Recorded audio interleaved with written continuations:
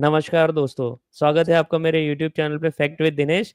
आज हमारे साथ हैं निखिल सैनी जी, जो मंडी हिमाचल प्रदेश से हैं, जिनसे हम डिस्कस करेंगे जो ये त्रासदी हुई है हिमाचल प्रदेश में, जो फ्लड आया है और उससे जो नुकसान हुआ है, जो अनफॉर्च्यूनेट इंसिडेंट्स हो रहे हैं हिमाचल प्रदेश में, आज हम वो सब डिस्कस करेंगे और उनसे एक्चुअल में हम ग्राउंड सिचुएशन समझेंगे कि ग्राउंड लेवल पे क्या हो रहा है। Because unfortunately main stream media इतना कवर नहीं कर रही है और जो सोशल मीडिया है उसमें भी सिर्फ पॉलिटिक्स चल रही है। तो जो एक्चुअल में जो प्रॉब्लम फेस कर रहे हैं वहाँ के लोकल लोग, वो हमारे पास रियल में आ नहीं पा रहा है। तो इसीलिए हमारे साथ निखिल सैनी जी हैं, जो हमें डिटेल में बताएँगे कि क्या सिचुएशन है ग्राउंड पे हिमाचल प्रदेश में एंड नियर अबाउट जो स्टेट्स हैं जिनमें ये प्रॉब्लम अभी फेस होने लगी है और हो रही है। तो निखिल जी, स्वागत है आपका मेरे यूट्यूब चैनल पे very very very and good thank morning. You very very good much. Morning sir. Very good ji morning and thank you ji. Very much, आपने अपना समय निकाला मेरे लिए। तो निखिल जी, पहले तो बताइए कि क्या सिचुएशन है आज के दिन हिमाचल में? बिकॉज़ जो वीडियोज़ आ रहे हैं, जो हम देख रहे हैं, वो काफ़ी डरावने हैं और वी कैन से भयावह है कि ये सिचुएशन है। तो आप क्या देख रहे हैं इसमें? आप कैसे इसको असेस कर रहे हैं सिचुएशन को, वहाँ पे रह के? Dinesh ji, as of 31st अगर हम आज के एग्जैक्ट इस टाइम और डेट पे देखें तो हिमाचल में 300 प्लस कैजुअलिटीज हो चुकी हैं। ठीक है। रोज के रोज वीडियोस आ रहे हैं। एक दिन धूप रह रही है, उस दिन भी लैंडस्लाइड हो रहे हैं, जिस दिन बारिश हो रही है उस दिन तो अनफॉर्चुनेटली क्लाउड बर्स्ट देखने को मिल ही रहे हैं। तो हिमाचल में इस बार जो है मैं कह के चलूंगा कि 2023 में एक बहुत बड़ा डिजास्टर आया था। उसके बाद आज 2025 में अल्टरनेट ईयर में उसी बड़े पैमाने का एक बार फिर से डिजास्टर आया है। तो सिचुएशन अभी किसी भी पर्सपेक्टिव से सुधरती तो नहीं दिख रही है। हर डिस्ट्रिक्ट में रुक रुक के कुछ ना कुछ अनफॉर्चुनेट इंसिडेंट्स हमारे सामने आ ही रहे हैं। तो अभी तो तबाही जारी है। मतलब हमारी भगवान से भी यही प्रार्थना है कि जल्द से जल्द ये मॉनसून खत्म हो। अब तो यही प्रार्थना रह गई है, और ताकि लाइफ एक बार फिर रिकवर हो सके। Correct, correct, correct. नहीं, हम यही चाहते हैं भगवान से कि ये जल्दी सॉल्व हो जाए और हवामान तापमान भी ये बोल रहा है कि भई हो सकता है कि ये नेक्स्ट वीक लास्ट हो, बट लेट्स सी कैसे होता है। तो निखिल जी, अभी जो ये हम लोकली जो अभी मैं पहले ये देखता हूँ कि जो उसका इफ़ेक्ट हुआ है वो कितना हुआ है, बाद में हम इसमें जाएँगे कि क्या कॉज़ हो सकते हैं इस पे। तो आप क्या देखते हैं? यानी इसमें जो बोल रहे हैं कि भई पहाड़ी क्षेत्र में ज़्यादा नुकसान हुआ है, अपर साइड में जो बोलते हैं और उसमें जो रिवर्स में भी फ्लड आया है और पूरे के पूरे पहाड़ उतर रहे हैं। तो ये क्या सारी रिवर्स जितनी है वहाँ पे जो बहती है, जैसे रावी, चेनाब और जो ब्यास भी आई थिंक वहाँ से ही बहती है, तो सब में ये फ्लड आया है कि कुछ-कुछ रिवर्स में ही आया है और सर्टेन सेक्शन में और certain place of Himachal Pradesh में है? इनिशियल जब मॉनसून आया था तो रिवर की फ्लडिंग जो थी it was due to the rain that was happening. अब एकदम से क्या हुआ है कि इतना एक्सेस बारिश होने के कारण जो ग्लेशियर्स हैं आपके, उनकी भी जो मेल्ट डाउन स्पीड है वो भी बढ़ गई है, और बारिश भी लगातार हो रही है। इसके कारण हिमाचल की मैक्सिमम जितनी भी रिवर्स है वो इस टाइम उफान पे हैं। चाहे वो ब्यास ले लीजिए, चाहे आप वो रावी ले लीजिए, चाहे आप सतलुज ले लीजिए, मैक्सिमम ऑफ देम इस टाइम उफान पे है। और इसके मल्टीपल रीजन है।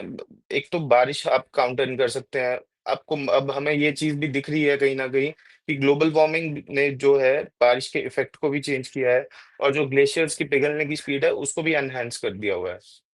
तो जो रिवर्स मतलब मॉनसून से तो आप इतना ज्यादा इफेक्ट नहीं मान के चल सकते थे। आपने अभी रिसेंटली देखा होगा कि जो पाकिस्तान में पंजाब में जो फ्लडिंग हुई है, तो इट वाज ऑल बिकॉज कि एक सिंगल रिवर इतना ज्यादा स्वेलअप हो गया है। रावी आप देखेंगे चंबा से वीडियोस जब आए इंटरनेट रिस्टोर होने के बाद, कि उसमें एक्सेस से भी एक्सेस वाटर हो गया है। तो मल्टीपल रीजंस हैं। इस बार हम सिर्फ ये नहीं कह सकते कि it was all because of monsoon. अब कहीं ना कहीं हर आदमी ये चीज को एक्सेप्ट कर रहा है कि जो ग्लोबल वार्मिंग है उसके कारण इनके जो ग्लेशियर्स हैं उनकी पिघलने की स्पीड भी बहुत ज्यादा हो गई है। दैट्स व्हाई एक्सेस वाटर अब देखने को मिल रहा है। हाँ, ये बड़ा ग्लोबल वार्मिंग का बड़ा इफ़ेक्ट है और यहाँ पे तो ये होता ही है माउंटेन्स पे और ये जी इतनी क्रिटिकल इकोलॉजी होती है इसकी कि थोड़ा-सा भी इम्बैलेंस हुआ, तो ये डिज़ास्टर लाता है तुरंत ही। तुरंत ही डिजास्टर लेके आते हैं, थोड़ा सा भी इकोलॉजिकल इम्बैलेंस हुआ, जैसे हमने पहले भी देखा हुआ है, स्पेशली हमने लद्दाख में जब देखा था, लेह लद्दाख में हुआ था आई थिंक 2013-14 में, या फिर जो केदारनाथ में हमारा हुआ था, और जो अब हम देख रहे हैं कि माउंटेन्स पे थोड़ा सा भी इकोलॉजिकल इम्बैलेंस होता है तो वो उसका इफेक्ट बहुत ड्रास्टिक होता है। बट अनफॉर्चुनेटली ये जो सिचुएशन है ये लोग देख नहीं पा रहे हैं, बिकॉज़ वो फ़ील नहीं कर पा रहे हैं। क्योंकि उन्होंने जनरली ये माउंटेन्स में जो सिचुएशन है वो फ़ील नहीं कर पा रहे हैं। तो आज के टाइम पे वहाँ पे रहना कितना मुश्किल है, यानी आप जो डे टू डे फैसिलिटी आप देख रहे हैं, जो हम फेस करते हैं, लाइक इलेक्ट्रिसिटी चाहिए, इंटरनेट चाहिए, रोड कनेक्टिविटी होती है, हमारा घर होता है पूरा एक फैसिलिटी, क्योंकि वहाँ पे अभी ये देखने को आया है कि घर भी काफ़ी नहीं बचे हैं। तो ये डे टू डे लाइफ आजकल कैसी चल रही है वहाँ पे इतना ये इफ़ेक्ट होने के बाद? अ, सबसे पहले तो जो अ, आपने फ्रेजाइल हाँ, इकोसिस्टम की बात की, let's talk on that point. देखिए, हिमालयाज़ जो हैं, इंडिया के जो नेचुरल हॉटस्पॉट्स में से एक हैं, तो वो मोस्ट फ्रेजाइल में से माने जाते हैं। लेकिन रीसेंट ईयर्स में आप देखेंगे कि जिस तरीके से इनसे छेड़छाड़ की गई in the name of construction, road constructions and मतलब कुछ अलग-अलग चीज़ों को लेके डिफॉरेस्टेशन जिसकी भी हमारे सामने वीडियोज़ आई थी। तो इन चीज़ों ने एक यहाँ इम्बैलेंस क्रिएट कर दिया है। आप देखेंगे कि इस बार जो मॉनसून था और जो लोकल वेदर था, it was behaving very oddly. उन क्षेत्रों में भी बारिश देखने को मिली जहाँ कभी मतलब आप ऐसा मान के ही चल सकते थे कि 80 एमएम से भी ज़्यादा बारिश होती थी। प्राइम एग्ज़ाम्पल है आपके पास लाहौल स्पीति। आपने वहाँ भी इस बार फ्लडिंग देखी। बल्कि लाहौल स्पीति में फ्लड जाना वाज़ अ रेयर थिंग। और बाकी तो चलिए जिन जिलों में जो भी हमने देखा तबाही नुकसान हुआ, तो फ्रेजाइल इकोसिस्टम के साथ तो छेड़छाड़ हुई है। और अब इस बात पे आते हैं कि कॉमन लोकल्स को क्या प्रॉब्लम हो रही है। देखिए, जो सबसे बड़ी प्रॉब्लम ऐसे टाइम पे आती है, it's regarding connectivity.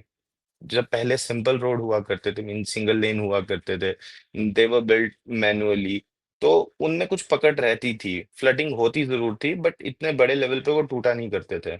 This this year what we saw कि मैक्सिमम एरियाज़ की कनेक्टिविटी ड्रास्टिकली कट हो गई है। चाहे अभी आप रिसेंटली में देखिए कि मनाली मनाली टोटली कट हो गया था। चंबा भरमौर एरिया में मणिमहेश यात्रा चल रही थी, that was totally cut off इस मानसून के कारण। तो एक तो कनेक्टिविटी का बहुत ज़्यादा इश्यू आता है, जैसे लोग टूरिस्ट फँस जाते हैं, लोकल्स फँस जाते हैं, किसी को मेडिकल इमरजेंसी होती है, तो it gets very tough for them.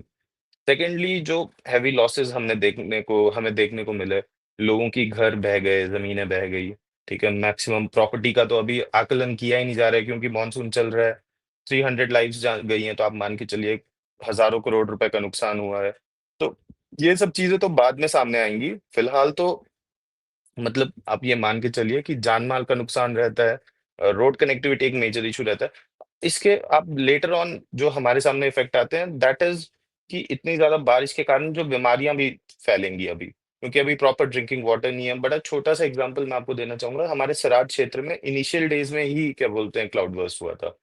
तो वहाँ स्टार्टिंग में जैसे ही पानी की कनेक्टिविटी कटी and people were depending on the stray sources जैसे कि नदी नाले उनसे पानी उठाने की कोशिश की, तो उस कारण भी कुछ डिजीजेस जो थी वो फैल गई थी वहाँ। तो ये कुछ मेजर इश्यूज आ रहे हैं लोगों को, जो रोड कनेक्टिविटी है, घर बह जाना है, एजुकेशन भी बहुत बुरे तरीके से डिस्टॉर्ट होती है क्योंकि स्कूल बह गए हैं, मैक्स टू मैक्स मतलब मल्टीपल डेज़ छुट्टियाँ हो रही हैं बीच में, तो पूरा सिस्टम जो है प्रदेश का, वो इस टाइम थोड़ा चरमरा गया है इन मानसून के कारण। या वेरी सैड इंसिडेंट, और हम इलेक्ट्रिसिटी और नेट की तो बात ही नहीं कर सकते, बिकॉज़ पानी नहीं है तो ये दोनों तो हो ही नहीं सकते। बेसिक अ, एमेनिटीज़ मिसिंग जी। है। करेक्ट, करेक्ट, नहीं, it's a very sad situation. हम थोड़ा इकोलॉजी पे आते हैं, जो हमारा ये डिस्कशन एक स्टार्ट हुआ था। तो इसमें आई थिंक सुप्रीम कोर्ट ने भी बोला था कि आप इतना इसमें कंस्ट्रक्शन करे जा रहे हो कि हिमाचल प्रदेश रहेगा ही नहीं। और फिर भी बिना कुछ सोचे समझे टूरिज़्म को बढ़ावा देना है हमको, हमको कनेक्टिविटी बढ़ानी है, ऐसा कर कर के ये सब स्टार्ट किया गया। और टूरिज़्म तो चलो बढ़े हैं, लेकिन ये हमारा इकोलॉजी उसकी डिस्टर्ब हो गई है। प्लस जो उसमें डिफ़ॉरेस्टेशन हो रहा है, जो हमने देखा था कि लकड़े के लकड़े जैसे टूट के आ रहे हैं, जैसे हमने पुष्पा मूवी में देखा था, जिस हिसाब से जो सीन है, वो हमने अब रियल में देखा था। तो क्या ये इसके अगेंस्ट कोई बोल रहा है कि ये डिफॉरेस्टेशन लीगली इल्लीगली हो रहा है और कंस्ट्रक्शन के टाइम कोई गवर्नमेंट कुछ कर रही है इस पे कि क्या है ये? क्योंकि ये डिफॉरेस्टेशन आप कर कैसे सकते हो इतने हिली रीजन पे? कंस्ट्रक्शन वाले पॉइंट पे पहले बात करेंगे। देखिए, both government, administration and the people, मतलब तीनों जितने भी लोग हैं, जिसमें जो-जो पार्टीज़ इन्वॉल्व्ड हैं, सब कहीं न कहीं कसूरवार हैं। ठीक है? सबसे पहले गवर्नमेंट के पर्सपेक्टिव से बात करते हैं। गवर्नमेंट जब ऑफ सीज़न हिमाचल प्रदेश या किसी भी पहाड़ी राज्य में रहता है, तो वो चीज़ों को लेके इतने सीरियस नहीं रहते हैं। जैसे आप देखेंगे कि कंस्ट्रक्शन अगर नदी के पास हो रहा है, बड़ा मैं आपको एक छोटी-सी एग्ज़ाम्पल से बताता हूँ कि जैसे आप कसोल में कैफ़ेज़ देखेंगे, तो जब आप उनकी ऑफ सीज़न रील देखेंगे, तो they are built very next to the river. या फिर टूरिस्ट को लुभाने के लिए आप मैक्लोडगंज में देख लीजिए, वो एकदम जो रिवर का कैचमेंट एरिया होता है, रिवर बेड होता है, उसमें बनाए जाते हैं, ठीक है? तो बिना परमिशन के तो नहीं मैं मान सकता कि ये चीज़ें कंस्ट्रक्ट हुई होंगी। It's all after governments permission only, ठीक है? एडमिनिस्ट्रेशन भी उस टाइम पे इन चीज़ों को नहीं सोचता है कि इन फ्यूचर कब कितनी बारिश हो जाए, कितना नुकसान हो जाए। कब रिवर अपना रिवर बेड रिक्लेम कर ले, तो इन चीज़ों को इग्नोर किया जाता है। इनफैक्ट हमारे प्रदेश में तो गवर्नमेंट की भी बहुत सारी बिल्डिंग्स जो हैं एकदम नेक्स्ट टू रिवर बेड बनाई गई हैं। तो at this point I think कि गवर्नमेंट और एडमिनिस्ट्रेशन कुछ पर्सपेक्टिव्स में यहाँ गलत है। सेकेंडली, रोड बिल्डिंग, इसमें मैं मतलब बड़े पर्सपेक्टिव पे बात करूँगा कि आप देखिए, कुछ क्षेत्र ऐसे हैं हिमाचल प्रदेश में, जहाँ पिछले 4-5 साल से बैक टू बैक लैंडस्लाइड हो ही रही है। उन रोडों की इतनी ज़्यादा अनुमानित कीमत नहीं थी बनने की, जितना उनके रख-रखाव पे अब तक पैसा खत्म हो चुका है।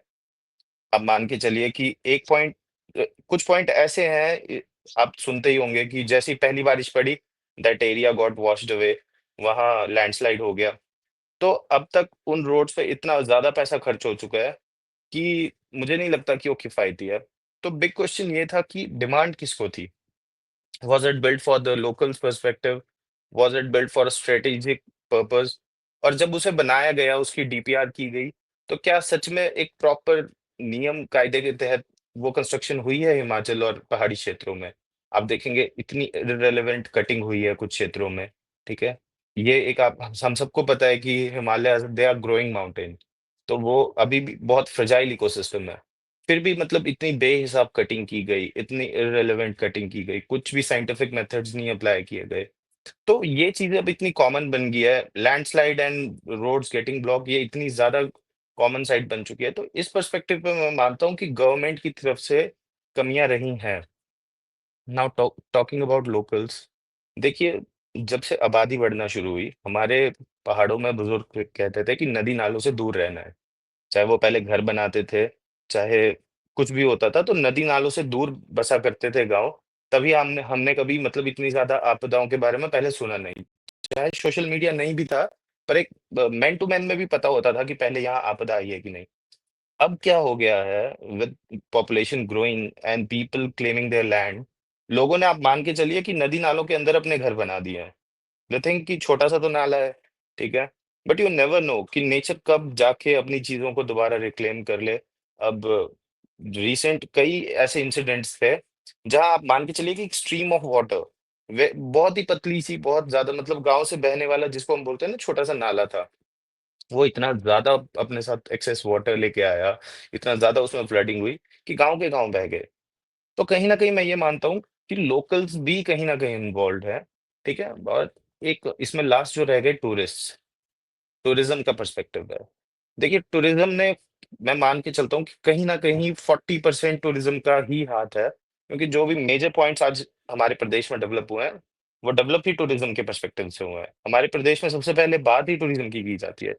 चाहे वो जीडीपी में इतना मेजर उसका हाथ ना हो, बट एम्प्लॉयमेंट क्योंकि वो सबसे ज्यादा दे रहा है वो सेक्टर, तो उस चीज को लेके बात की जाती है, उसी पर्सपेक्टिव से डेवलपमेंट हो रहा है। उसी तरीके से चीजों को मतलब अनरेगुलेटेड वे में, जैसे अभी रिसेंटली हमने कुल्लू में देखा था कि कितना कूड़ा, आप देख के चलिए कि कसोल एरिया में फेंका गया था। तो इतना कूड़े का जनरेशन जो है लोकल गाँव के, मतलब आप मान के चलिए इतनी पॉपुलेशन डेंसिटी नहीं है हिमाचल प्रदेश में। ये सब कुछ बूम हुआ जब से टूरिज्म सेक्टर ने लार्ज स्केल बूम फेस किया। हर जगह होटल्स बन गए, इररेगुलेटेड होटल्स बन गए। उन चीज़ों के कारण जो है हिमाचल प्रदेश के इकोसिस्टम पे बहुत ज़्यादा नुकसान पड़ा है। तो टूरिज़्म मैं कहीं न कहीं मान और दूसरा हम मान के चलेंगे कि जो हमारी रिलीजियस साइट्स हैं, ठीक है? क्योंकि यहाँ अगर पहाड़ी क्षेत्रों में जो धार्मिक एक एंगल होता है, देवी-देवताओं के पर्सपेक्टिव से भी बात की जाती है, तो वो पहले से ही कहते आए हैं कि धार्मिक स्थलों को पिकनिक स्पॉट्स ना बनाएँ आप। तो हमने अभी देखा था बड़ी से बड़ी यात्राओं में कितना हज़ारों टन कूड़ा देखने को मिला। सिर्फ़ कूड़ा ही नहीं अब मतलब ये तो एक शर्मिंदा होने वाली बात है कि शराब की बोतलों से लेके और भी मतलब गैर ज़रूरी चीज़ें उन जगहों पे मिली है। तो हाँ, कहीं न कहीं सबकी थोड़ी-थोड़ी गलती है, लेकिन उसका खामियाज़ा फिर आम इंसान भुगत रहा है। Correct, correct. नहीं, एब्सोल्युटली करेक्ट। मेरे एक पहचान में है जो हिमाचल से ही है, यहाँ पे अहमदाबाद में, मैं अहमदाबाद से हूँ।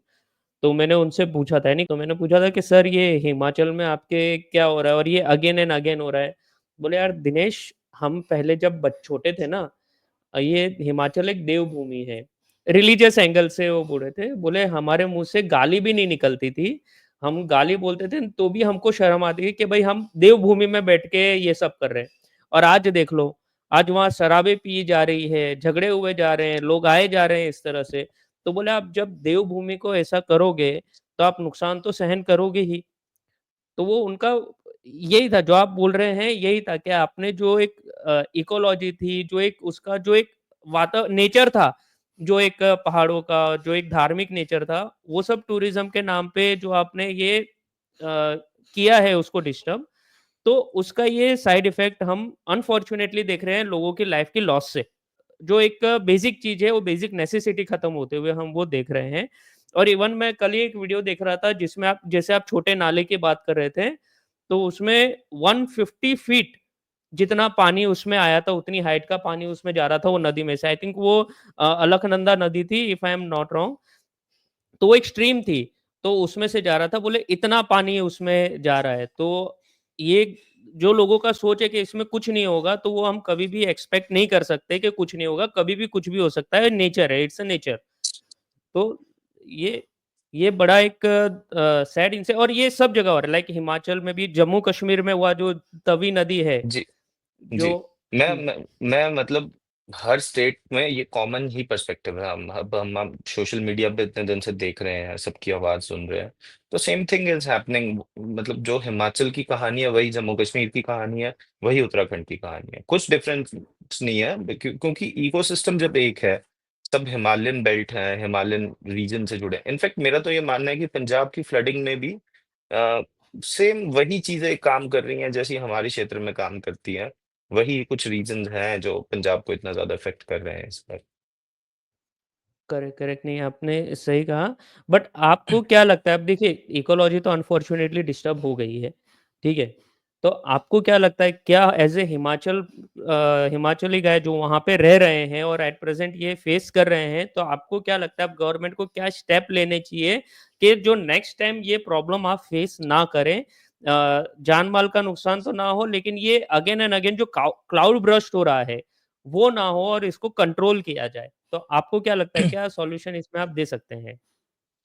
अ, देखिए नेचर जैसा आपने भी कहा कि अब नेचर किसी के कंट्रोल में नहीं है, हमारे कंट्रोल में नहीं है, गवर्नमेंट के कंट्रोल में नहीं है। बट कुछ स्टेप्स जो दिखते हैं हमें कि अगर टाइमली किए जाते हैं, तो कम नुकसान होता है। जैसे कि अभी भी समय है, जो रिवर बेड के आस-पास कंस्ट्रक्शंस हो रही हैं, क्योंकि सबसे ज़्यादा नुकसान हमें उस क्षेत्र में देखने को मिलता है।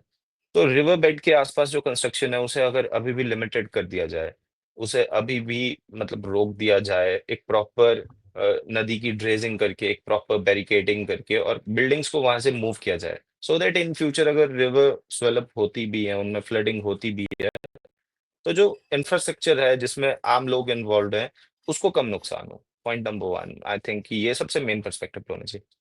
सेकेंडली मैंने जैसा आपसे पहले भी डिस्कस किया था कि नदी-नाले जो हैं, ठीक है? नदी-नाले पहाड़ों के पास चाहे छोटी से छोटी भी स्ट्रीम है, उससे एक प्रॉपर डिस्टेंस में ही घरों को अलाउ किया जाए। This is a main thing क्योंकि मैंने आपको कहा ही था कि छोटी से छोटी नाली भी एक भारी बरसात में कब नदी का रूप ले ले या कब बाढ़ लेके आ जाए, ये चीज़ का कभी आकलन नहीं किया जा सकता। तो ज़रूरत है कि हम इस पे थोड़ा ध्यान दें, घरों को थोड़ा दूर बनाएँ। थर्ड मुझे लगता है कि जो ये डिफॉरेस्टेशन, जो ये माफिया आज के टाइम पे एक्टिव हैं इन सारे प्रदेशों में, क्योंकि जब-जब फिर बरसात होती है, हज़ारों पेड़ मतलब मैंने खुद इतना सोशल मीडिया पे इस चीज़ को उठाया था। अभी कुल्लू में हमें देखने को मिला, रिसेंटली अब चंबा में भी सेम सिचुएशन सामने आई। तो अभी भी अगर हम नहीं समझेंगे इस चीज़ को कि ये जो पेड़ हैं हिमालयन क्षेत्र के, यही इस मिट्टी की पकड़ है, यही कारण है कि हिमालय सर्वाइव कर रहा है, और इनकी कटाई अगर हमने नहीं रोकी, तो आप मान के चलिए कि चीज़ें बहुत ज़्यादा टफ हो जाएँगी। तो गवर्नमेंट को, जो ये माफियाज़ हैं, एक्टिव हैं ग्राउंड लेवल पे, इन पे बहुत ज़्यादा हार्शली एक्ट करना पड़ेगा। तभी जाके मुझे लगता है कि हम इस इकोसिस्टम को बचा सकते हैं। सिर्फ मुझे ये 4th पॉइंट ये है कि मुझे ये लगता है कि जो अब रिलीजियस टूरिज्म का कॉन्सेप्ट बना है, this needs to be come down. इसको अब वापस मंदिरों को मंदिर ही रहना देना चाहिए, जो टूरिस्ट स्पॉट्स थे उनको डिफरेंट कर देना चाहिए। क्योंकि जो पहाड़ी क्षेत्रों की मान्यता है, जो हमारे सनातन की मान्यता है, वो कहीं न कहीं इन चीज़ों पे असर डालती हैं। जो मंदिर हैं, मंदिरों को अलग रखा जाए, उन्हें पिकनिक स्पॉट ना बनाया जाए। कोई मतलब लोग वहाँ आ रहे हैं, फिर उन क्षेत्रों को गंदा कर रहे हैं। तो कहीं न कहीं मेरा मानना है जब देवीय शक्तियाँ इन क्षेत्रों में मौजूद हैं, तो उन्हें नाराज़ ना किया जाए, वो बार-बार इन चीज़ों को बोल रहे हैं। तो इस इन चीज़ों पे अगर थोड़ा-थोड़ा भी ध्यान दें, तो मुझे लगता है कि जो ये आंकड़ा 300 था इस बार प्रदेश का, इसको हम इससे भी ज़्यादा बहुत ज़्यादा कम कर सकते हैं। चलिए, क्योंकि ऐसा होता है कि हर चीज़ हमारे बस में नहीं है, ठीक है? अब चलते-चलते ऊपर से पहाड़ गिर रहा है, उस पे उसका कोई पूर्व अनुमान नहीं लगता। लेकिन जितना हम अपने पार्ट से कर सकते हैं, उन चीज़ों को किया जाए। अब एआई का ज़माना है, we have the best institutes, हमारे अपने क्षेत्रों में आईआईटीज़ हैं, तो रिसर्च लानी चाहिए जहाँ से ये लैंडस्लाइड, जो ये ग्लेशियर लेक्स बन रही हैं, ये मैं सारे प्रदेशों के लिए बोल रहा हूँ, क्योंकि उत्तराखंड का जो धराली क्षेत्र था, वहाँ भी लोगों को यही लगता रहा कि it was a cloudburst, बल्कि it was a glacier lake that was formed above Dharali, और वो बाद में वो टूटी। तो अगर प्रॉपर तरीके से एक साइंटिफिक वे में with latest tech that we have including AI, drone, whatever, इन चीज़ों को अगर थोड़ा इनकलकेट किया जाए लोकल टेक मतलब उसमें एडमिनिस्ट्रेशन में, तो मुझे लगता है कि एक प्रिपेयर्डनेस की जा सकती है अगले मॉनसून के लिए, सो दैट इतना बड़ा नुकसान ना हो। Absolutely, absolutely, absolutely. ये आपकी बात सही है कि हमको आज से ही इस पे वर्क करना पड़ेगा, तो ही हम जाके नेक्स्ट ईयर बचा सकते हैं। अदरवाइज़ ये जो है ये इम्पैक्ट बड़ा होते ही जाएगा और ये गवर्नमेंट्स को भी समझने की ज़रूरत है। मैं इस पे पॉलिटिक्स में नहीं जाना चाहूँगा कि पॉलिटिशियन क्या कर रहे हैं, क्या नहीं कर रहे बिकॉज़ वो एक थोड़ा-सा अलग हो जाएगा और हमने अनफॉर्च्यूनेटली देखा सीएम को आपके बिहार में। अ, ठीक है, वो एक तो देखिए, राजनीति तो रहने ही देते हैं हाँ। राजनीति में बोलने के लिए तो। जी, जी। तो क्या है वो जी, डाइवर्ट हो जाएगा पूरा अटेंशन जो हम जी, डिस्कस जी, करना चाहते थे, जो हम समझाना चाह रहे थे उससे थोड़ा-सा अलग हो जाएगा। बिकॉज़ इसमें जी। सभी इन्वॉल्व रहते हैं कि पहले किसी की गवर्नमेंट थी, कोई किसी की गवर्नमेंट थी, सबने ही किया है, ऐसा तो है नहीं और आपके वहाँ पे भी जो एमपीज़ हैं, एमएलएज़ हैं, वो सब अलग-अलग पार्टीज़ के हैं और सब मिलके ही काम करते हैं ये सब चीज़ों में तो। तो और हिमाचल में तो सरकार रिस्पॉन्सिबिलिटी ऐसे भी सबकी है। अल्टरनेट आती है। मतलब एक एग्ज़ैक्टली। गवर्नमेंट को तो कैसे, हाँ, we have a alternative revolving government, तो टफ है किसी एक जी, पे जी। कमेंट करना। जी, एग्ज़ैक्टली, एग्ज़ैक्टली आपकी बात बिल्कुल सही है और यही है कि अब लोगों को भी जो पैन इंडिया में रह रहे हैं, जो ये दूसरे जैसे अब मैं गुजरात से हूँ या फिर जो दूसरे स्टेट में उनको भी समझना पड़ेगा कि आप जो रील्स देख-देख के आप जस्ट जाते हो वहाँ पे टूरिज़्म के लिए, तो वो इतना ईज़ी नहीं है। आप तो चले जाते हो, उनकी लाइफ़ में चलो आप टूरिज़्म में पैसे भी मिलते हैं लोकल्स को, सब कुछ होता है, लेकिन वही एक ड्रास्टिक इफ़ेक्ट होके उनके ही सामने आ रहा है तो आप जाओ, ऐसा नहीं है नहीं जाओ। पहले तो आप जो ये लिटरिंग करते हैं, उसको बंद करना सबसे पहले तो ये लिटरिंग बंद होनी चाहिए, जो प्लास्टिक जो कूड़ा आया है, ये इससे यही गवर्नमेंट को सबसे पहले कंट्रोल करना है। तो उससे भी काफ़ी इफ़ेक्ट होगा और टूरिस्ट से भी मैं यही रिक्वेस्ट करता हूँ कि प्लीज़ आपको जाना है, आप जाइए, बट खुद का ये सामान सब देख के जाइए कि मैं कितना लिटरिंग करूँ, नहीं करूँ, कितना मैं कंट्रोल करूँ, वो सब भी ध्यान रखिए, बिकॉज़ वो पहाड़ आप ही के हैं। अगर वो पहाड़ नहीं रहेंगे तो आपको भी आगे जाके इफ़ेक्ट होगा ही होगा। ये हिमाचल भी हम हमारा है, हिमालय भी हमारा है। तो यही रिक्वेस्ट है सब टूरिस्ट से कि ये सब करें। तो आपका अभी लास्ट पॉइंट अगर मैं देखूँ निखिल जी, तो आप क्या अंत में ये कहना चाहेंगे?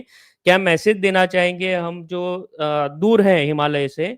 क्या आप क्या एंड में आप बताइए क्या फेस करें और क्या आप चाहते हैं हमसे? हम क्या करना चाहिए हम जो यहाँ पे दूर बैठे हैं उनको, आपके लिए?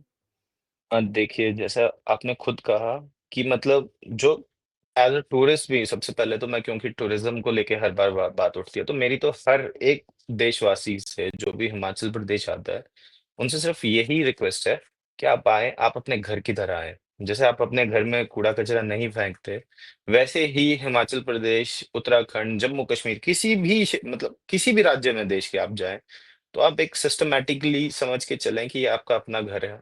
यहाँ कूड़ा उतना ही साथ लेके आएँ, जो यहाँ की व्यवस्था सँभाल सकती है। क्योंकि अभी यहाँ इतना डेवलपमेंट नहीं हुआ है कि आप ऐसा सोचें कि आप यहाँ खुल के कूड़ा मचाएँ और वो उसे सँभाल लिया जाएगा, नहीं। अभी हम तैयार नहीं हैं। तो आप आएँ, अपने घर की तरह ही आएँ। हमेशा अतिथि देवो भव है। आप अपने साथ मेमोरीज़ लेके जाएँ, कूड़ा भी वापस जितना हो सके वो लेके जाएँ, क्योंकि जहाँ व्यवस्था है, वहाँ उस चीज़ का निवारण पॉसिबल है, ठीक है? जो यहाँ के धार्मिक क्षेत्र हैं, आप आइए, आप चीज़ों को फ़ील कीजिए, ना कि उसे एक पिकनिक स्पॉट की तरह देखिए। आप जब हिमालयज़ आर द बेस्ट फेल्ट जब आप उनको कामनेस के लिए देखेंगे, जो हिमालय की कामनेस है। अगर आप उसको शोर-शराबा, कूड़े-कचरा अगर उसी सिनेरियो में लाके खड़ा कर देंगे, तो आप रियल हिमालयस को कभी फ़ील नहीं कर पाएँगे। तो मेरी हर एक देशवासी से जो इन क्षेत्रों में आए, उनसे यही दरख्वास्त है कि आप प्लीज़ बहुत मतलब हो सके तो अपने घर की तरह समझें इस क्षेत्र को, ध्यान रखें, ठीक है? यहाँ के माहौल का, यहाँ के एनवायरनमेंट का, क्योंकि ये सब का इफ़ेक्ट देर-सवेर पूरे देश पे कहीं न कहीं पड़ता ही है। अगर हिमालयाज़ में कुछ भी प्रॉब्लम होगी, तो पूरा देश उस चीज़ को फ़ेस करेगा, क्योंकि हमारे मॉनसून हमारा एनवायरनमेंट सब आपस में बंधे हुए हैं। एक जगह पे अगर प्रॉब्लम आएगी तो whole nation will face it. तो आप प्लीज़ इस चीज़ का ध्यान रखें। बाकी आपका अपना प्रदेश है, आप आइए, हमेशा आपका स्वागत है। दूसरा पूरे देशवासियों से यही कहना चाहूँगा कि ऐसे समय में जब हिमाचल प्रदेश पंजाब, जम्मू-कश्मीर, उत्तराखंड इतना कुछ फेस कर रहा है, तो अब टाइम आ गया है कि इस चीज़ को प्रायोरिटाइज़ किया जाए, इस मुद्दे को प्रायोरिटाइज़ किया जाए। क्योंकि मुझे ये लगता है नेशनल जो मीडिया है वो भी इन चीज़ों को कुछ दिन दिखाती है जब कुछ बड़ा होता है, ठीक है? जैसे एक अभी कोई रीसेंट इंसिडेंट हो गया तो it will come on a national perspective, उसके बाद वो कहाँ गायब हो जाता है किसे पता नहीं चलता। अब समय आ गया है कि इन चीज़ों को डिस्कस किया जाए, इस पे एक सॉल्यूशन लाया जाए। गवर्नमेंट को भी अब आके देखना पड़ेगा, क्योंकि अगर हर साल यही चलता रहा, तो ये तो एक कॉमन बात होने लग गई है कि 200 जाने का ही ठीक है, मानसून खत्म, बात खत्म, लाइफ आगे बढ़ गई। लेकिन कब तक? आप उन लोगों का दर्द समझिए ना जिन्होंने अपने लोग गँवाए हैं।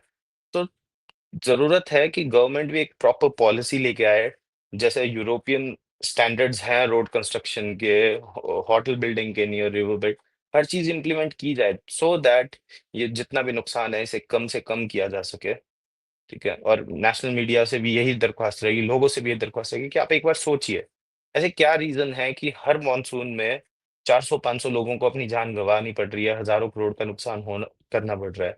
ये बात हमें भी सोचनी पड़ेगी, आप लोग भी सोचिए, तभी इस चीज़ का कुछ सॉल्यूशन हो पाएगा। ये मेरा थोड़ा-सा मानना है, क्योंकि मेन स्ट्रीम मीडिया इन राज्यों को थोड़ा इग्नोर करता है जब ये बात आती है किसी जी, चीज़ को लेके, बिल्कुल हादसों सही। को लेके तो।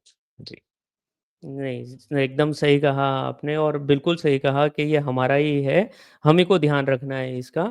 तो हुँ, अभी के डिस्कशन को यहीं पे विराम देते हैं Nikhil ji and thank you हुँ। आपने अपना समय निकाला और हमें नहीं, नहीं, एक्चुअल नहीं। सिचुएशन बताई कि क्या हो रहा है वहाँ पे और जी, ये होपफुली लोग समझे इससे और समझे कि क्या आपके जो टूरिज़्म से आप करते जाते हो, एन्जॉय तो करते हो, लेकिन उनको क्या एक्चुअल में फेस करना पड़ रहा है हमारे देशवासियों को, तो इसको समझे और होपफुली गवर्नमेंट भी एक्शन मोड पे आए अब not only in the monsoon but in every season के ये क्या हमको इसमें सॉल्यूशन लाना चाहिए।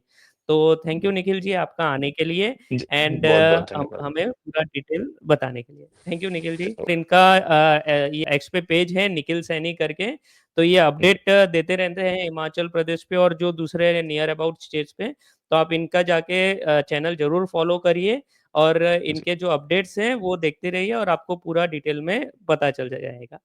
तब तक के लिए दोस्तों होपफुली जी, मेरे चैनल को सब्सक्राइब करिए और वीडियोज़ को लाइक करिए और मैं आपके लिए ये वीडियोज़ ऐसे ही बनाते रहूँगा और डिटेल्स आपके साथ शेयर करते रहूँगा। तो तब तक के लिए जय हिंद, जय भारत, वंदे मातरम।